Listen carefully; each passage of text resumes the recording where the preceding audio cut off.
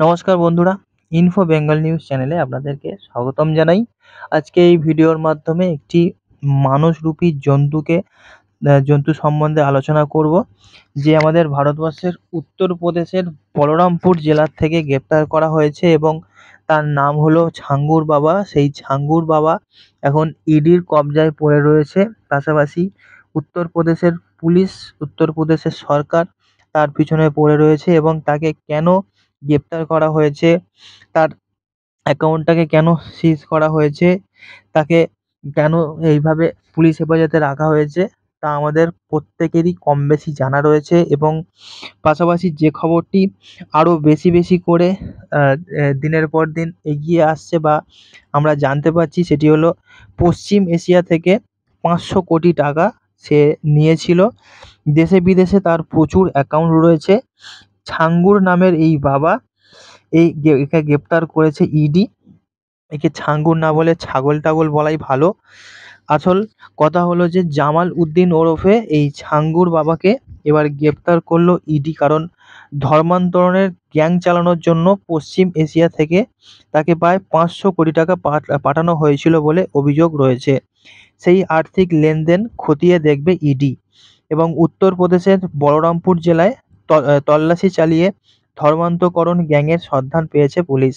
অভিযোগ রয়েছে যে ছাঙ্গুর বাবা সেই চক্রের মাথা। ঠিক এরপরই তাকে গ্রেপ্তার করা হয়েছে সেখানকার অ্যান্টি টেররিস্ট স্কোয়াড বা এটিএস।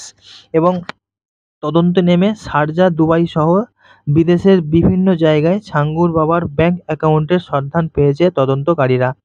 এখানেই শেষ নয়, দেশে তার 40টি ব্যাংক অ্যাকাউন্টে মোট 106 কোটি টাকা রয়েছে বলে জানা যাচ্ছে। এছাড়াও তার 2টি স্থাবর সম্পত্তির সন্ধান পাওয়া গিয়েছে, যেগুলির এক একটির দাম 1 কোটি টাকা বলে জানানো হয়েছে তদন্তকারীদের তরফ থেকে। এবং তদন্তকারীদের দাবি এমনটাও যে পশ্চিম এশিয়ার মুসলিম দেশগুলির থেকে পাঠানো 500 কোটি টাকা বিপুল তহবিল সামলাতেন তার ডান হাত নীতি ওরফে নাসরিন। তাকেও গ্রেপ্তার করেছে এটিএস। এটি বিদেশি উৎসের যে অর্থ, সেই অর্থের উৎস খতিয়ে দেখছে ইডি।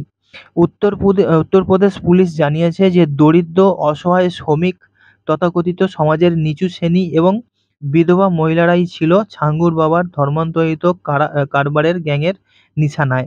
নানা প্রলোভন, আর্থিক সহায়তা, বিয়ের প্রতিশ্রুতি দিয়ে অথবা ভয় দেখিয়ে জোর করে ধর্মান্তরিত করত তারা। উত্তরপ্রদেশের 7টি জেলা জুড়ে হাজারের বেশি মুসলিম যুবককে এই ধর্মান্তকরণের ব্যবসার ফাঁদে বসিয়েছিল ছাঙ্গুর বাবা। প্রায় কর্পোরেট কোম্পানির ধাঁচে মাসে মাসে নগদ টাকা দেয়া হতো সেই সমস্ত যুবকদের। তাদের কাজ ছিল একটাই, মেয়েদেরকে প্রেমের ফাঁদে ফেলে, বিশেষ করে মহিলা মেয়েদেরকে প্রেমের ফাঁদে ফেলে ধর্মান্তরিত করা। এবং এই যে গ্যাংয়ের লিডার ছাঙ্গুর বাবা, এবং আমি এখানে তাকে ছাগল বাবা, শুয়োর বাবা অনেক কিছু বলছি।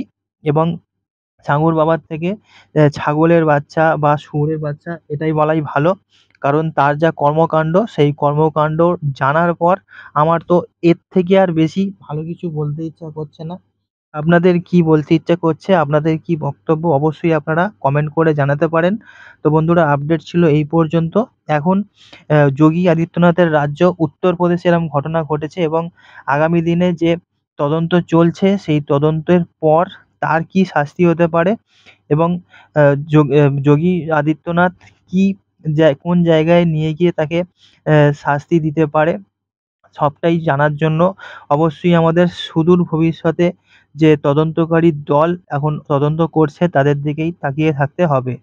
তো আপডেট ছিল বন্ধুরা এই পর্যন্তই। আসছি পরের নতুন কোনো ভিডিও নিয়ে। ততক্ষণ সবাই খুব ভালো থাকবেন। Good bye.